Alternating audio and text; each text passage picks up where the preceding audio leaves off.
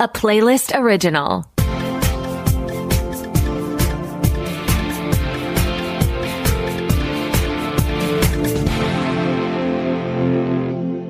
Welcome to the Pilot Podcast, where we review the pilot episodes of TV shows to answer your question, should I watch this? My name is BJ. And my name is Mitu. And this week, we're watching Young Sherlock on Prime Video, Marshals on CBS, DTF St. Louis on HBO, and RJ Decker on ABC. So stay tuned to the end to find out when BJ's next trip to Florida will be. It'll be quite the surprise. And in the meantime, let's go to London. You're talking about Young Sherlock on Prime Video. I was just laughing at the idea of a surprise Florida trip. In this show, Sherlock Holmes, played by Hero Fiennes Tiffin, is far from the legendary detective we know him to be. Now, we find him at Oxford as an unruly 19-year-old, needing to solve his first murder case because his own freedom is at risk. I think what was really satisfying from the start is even though we're seeing a younger version of Sherlock Holmes, he's just as clever of a detective as we're used to seeing. Yes, I love seeing how smart he is, especially in his back and forth with his future rival Moriarty, played by Donald Finn. It made me kind of want to see them as friends, especially because Sir Arthur Conan Doyle, I think, only wrote Moriarty into like 2 books, and essentially it was just to kill off Sherlock Holmes before he had to bring him back for financial reasons and public pressure. And so we could make them friends. Like, we don't have to make him this big enemy, but in any case, that's my own personal plea because they had such good chemistry on this show. They make great friends and they make a great duo because you see their wit and intelligence not only working together and synergizing, but there's like a competitive clash. They're pushing each other to solve the mystery. Yes, there was this really cool surreal moment where Sherlock had kind of cracked something or he was making sense of something, and he is essentially recreating this scene in his brain. And Moriarty just walks right in and he takes it in stride. He's like, "You're here?" And he's like, "Yeah, I'm here. So show me what does look weird about this." And I thought that was really fun. I love when they play with reality to show us another side of a mystery, especially one as funny and charming as this one. And we have this princess character played by Jin Sang, who also is very clever and very violent. You know, self-defense is important, especially when you're royalty and you're just on an empty road in a carriage. And you have the original Art of War strapped to your back. Which sets up our first mystery, where someone wants that original document.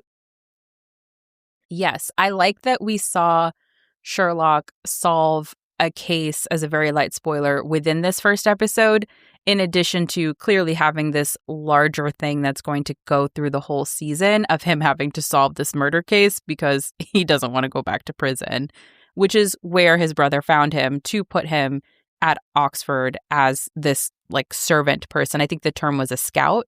Yes. And so he doesn't want to go back. He's done pickpocketing. He will no longer be influenced by the Artful Dodger. He's trying to be on the straight and narrow. And now he has to solve this big crime. And I think one of my last thoughts on this one is the action scenes made me look up who made the show. And I saw that Guy Ritchie is a co-creator.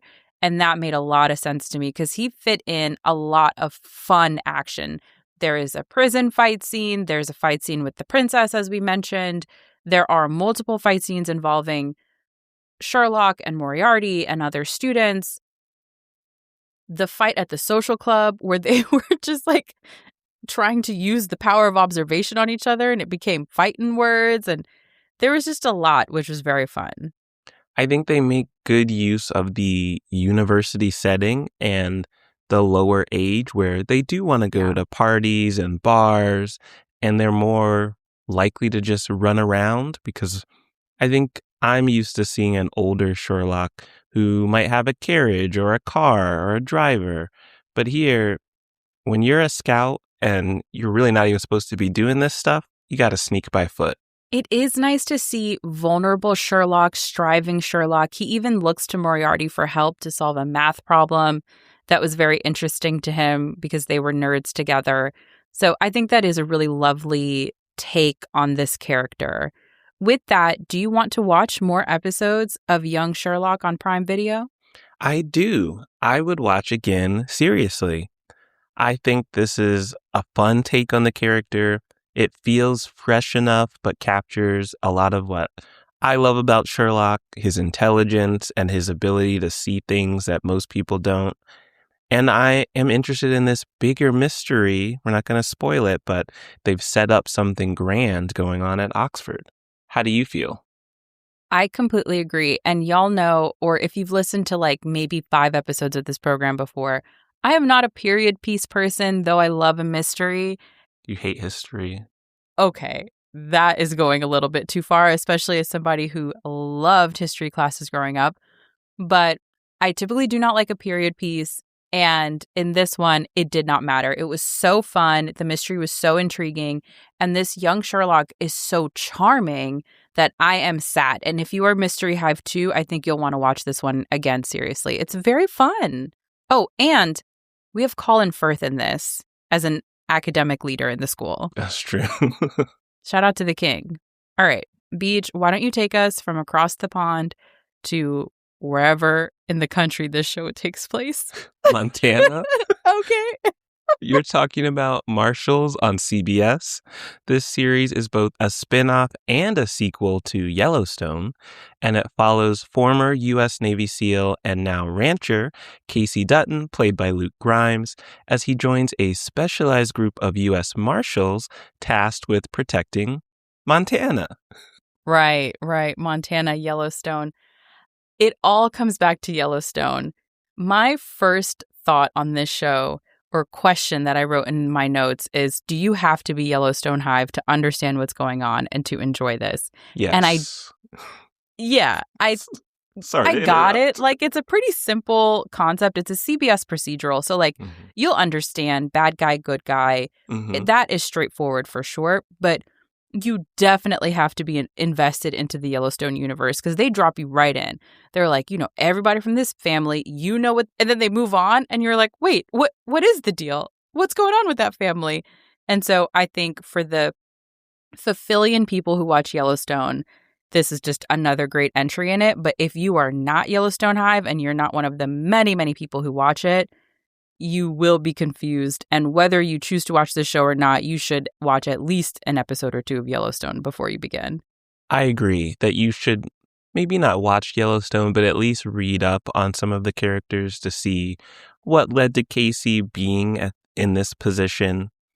And I think despite some of the backstory being mysterious to both of us, it still is a pretty standard format for CBS. It's another procedural. This time we have cowboys meets military. So we get the idea of our case of the week. This time there's a bomber and some shooters, and we just got to catch them.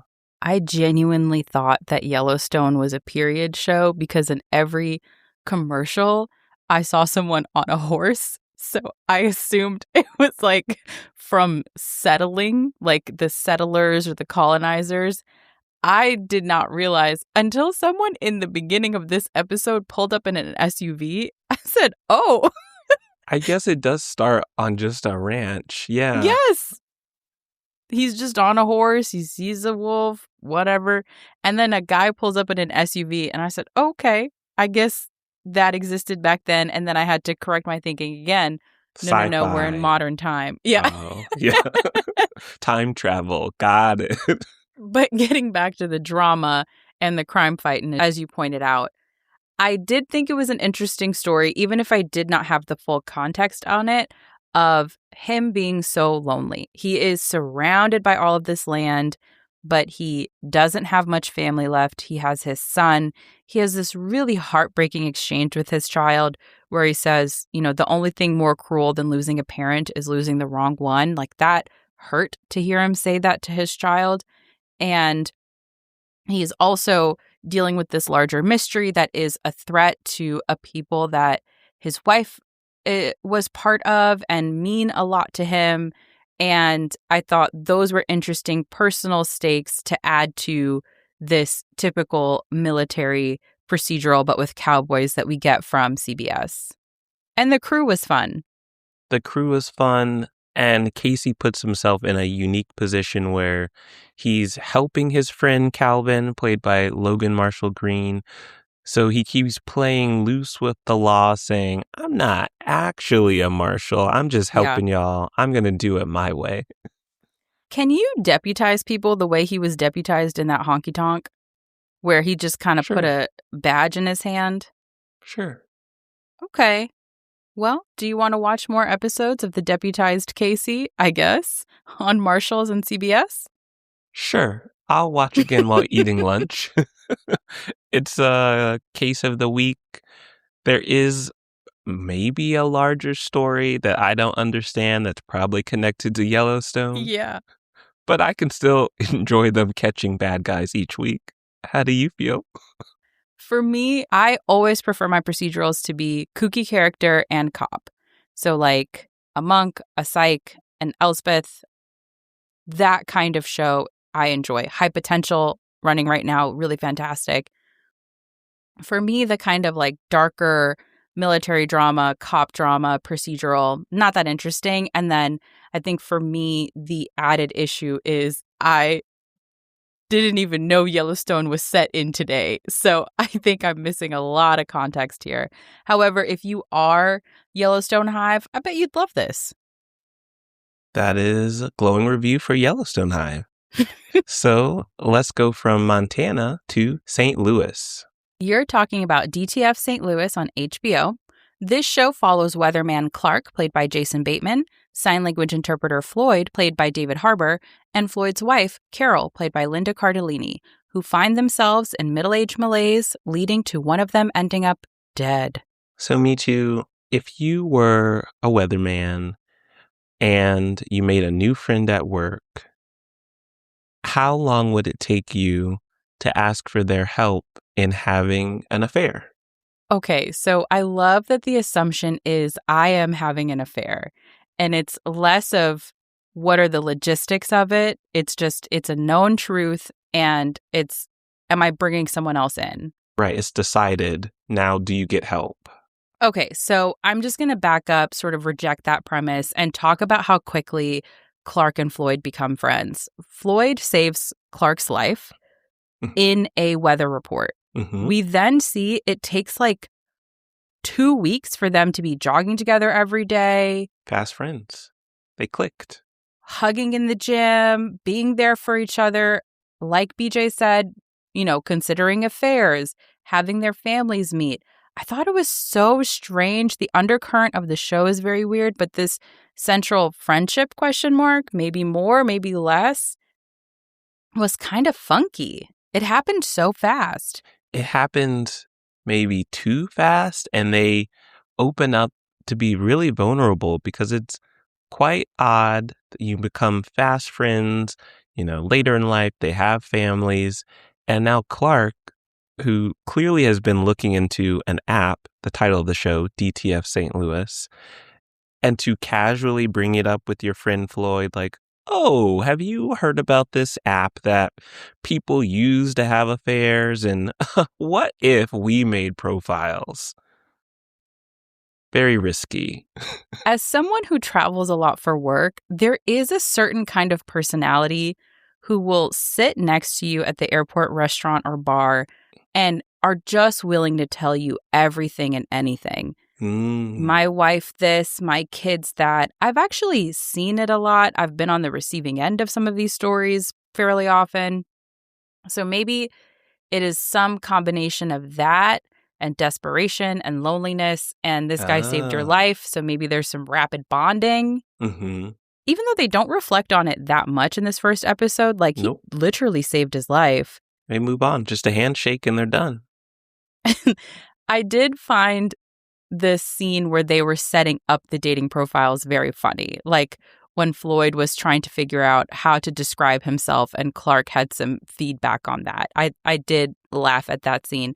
Plus, there's a mention of a Kevin Kline Jr. community pool. That signage made me laugh a lot, which is tied to our mystery. I thought that also was a note change that took me by surprise before I understood the premise of the show, because we are investigating a death for the second half of this episode. Yes, we flash forward 8 weeks later, and then we have Detective Homer and Detective Plum trying to solve a murder mystery. It's getting tied back to our main cast, but we don't know what went down. Yeah, and we can't spoil it. Well, yeah, we wouldn't want to. That's the fun of it. Yes. Well, we literally, genuinely don't know what went down, but we do know who went down, as in who died. Which I wasn't expecting. That's true. I thought it was going to be a different character, is all I'll say. I almost named someone. That would have been very silly, because then we would have given away 33.33%. Or it could be not a lead. Okay, true. Anyway, I already gave that up. Before we reveal more, what would you rate DTF St. Louis on HBO? I would watch again cautiously. I'm introducing that as a new rating because it's a great cast. It's really compelling. We didn't get into this, but Floyd has this whole other storyline of trying to be a stepdad and trying to find a relationship with Carol and trying to continue to find her attractive despite her moonlighting as an umpire. Very strange. Mm-hmm.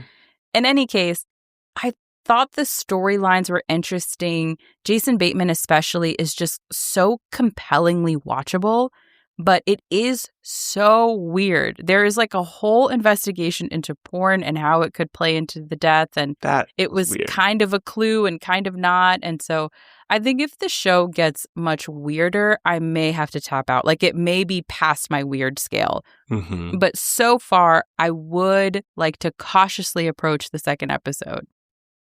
I think I might copy your clever rating. I also would watch again cautiously. And I really see myself skipping through scenes because I care about the murder mystery, but maybe I don't care about all the steps to getting to the answer. Well, why don't you take us from one very mysterious mystery to one more straightforward one? You're talking about R.J. Decker on ABC. This series follows R.J. Decker, played by Scott Speedman, a disgraced newspaper photographer and ex-con, as he starts over as a private investigator in the colorful, if crime-filled world of South Florida. So, Mitu, what did you think of a quirky detective solving crime? This first episode overall had a lot of start-stop moments where there were very strange things that happened. The pacing was a bit odd. But overall, I'm intrigued by this character, by this funky guy. It's also inspired by the Carl Hyacin book, Double Whammy. I love a Carl Hyacin story. Very Florida, very crime. So RJ has my attention as our new quirky photographer, journalistic mind solving crimes. And I think what makes the show interesting is also we find him at one point, a literal rock bottom. And so nowhere to go but up as he tries to solve these mysteries and get back to life on the other side of the sinkhole. I somewhat agree. I think he is a interesting, funky character. I think what was tough for me in this pilot episode is that I'd say 75% of the episode is establishing the state of his life, where he started to hit rock bottom and how he is building this new life as a private investigator. I agree with that we spent a lot of time that I don't think we needed to investing in RJ. I'm already rooting for him because you put him on the poster. Like, you can trust that me as the viewer, I get it. I want this guy to get out of the sinkhole, to get out of his ex-wife, Catherine, played by Adelaide Clemens, pool house. Like, I want better for him. And I wish we had gotten into even more mysteries. In this first episode, we have this big case, And I genuinely thought that it would be kind of like the case of the series, because typically on these procedurals, we're introduced to a larger mystery, and then there is the case of the week. So I thought this would be the larger mystery, and then he would solve like a missing dog, a missing car, like whatever other smaller cases might pop up, just so that we can see him flex his chops. But no, he solves the big case too. So then it kind of felt like, all right, so we're just really not going to spend a lot of time. We just trust he's really smart and he's figuring this out fast. And instead, to your point, we're focusing on his ex-wife, on this mystery character, Emmy, played by Jana Lee Ortiz, and on his time in prison and some of the people that were formerly incarcerated with him. Yeah, it's really interesting that the case of the week, in a sense, I'd say is equal or maybe even backseat to the mystery of what led him to going to prison. Because there are some questions about, did he really need to go? He did commit a crime, though. So that part... done it. That's legit. But there's some things that were questionable as well. Yes. And how long he went to prison, and it was a lot. Yes, and that took priority. But I think he showed off his skills, which is what is going to hook people into a detective show like this. And something you mentioned, this show is really leaning into the idea that we're in South Florida and we're going to make it known that this is South Florida and all of the unique people that live there. Yes, I forgot that before there was the Florida Man meme, we had these Carl Hiaasen novels that are just dozens of them that have come out that combine the like messiness of Florida, people at the swamps, people at the beaches, and crime. And so I thought it was very funny to see those two things come together in his friend's bar, where if you can prove that you're the Florida Man mentioned in an article, you get to have a free drink. I thought that was very funny. And then all of the random messy Florida things happening around them brought like much needed entertainment in addition to all of this time that we spent establishing. Were you entertained enough to watch more episodes of R.J. Decker on ABC? You already know. I will watch again casually for quirky procedural hive. I'm not saying this is like a high potential. That is the top of the top right now. This is not that. This is not an Elsbeth. But it is funny and charming, and I am interested to learn more about RJ as he solves crimes. We've done enough establishing ABC. Promise. I agree. He's interesting. I want to see him solve crimes, and I would watch while cooking.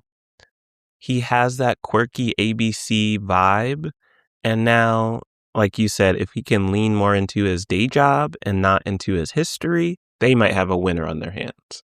All right. So, Beach, when is your next trip to Florida? I think we're going to Florida for your birthday. Please.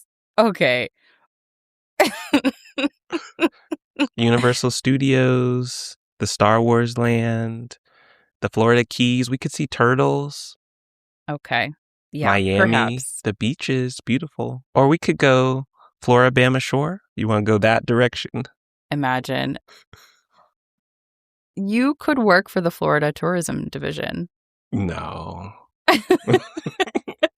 All right. Well, where can people find more, not travel recommendations, but TV recommendations? You can head to our website at thepilotpodcast.com, and you can follow us on all of your favorite podcast platforms. You can also follow us on social media at The Pilot Pod, and you can send thoughts, feelings, show recommendations, because every other week we do a show recommended by you, our wonderful listeners, to askthepilotpodcast@gmail.com. Thanks for listening. Bye.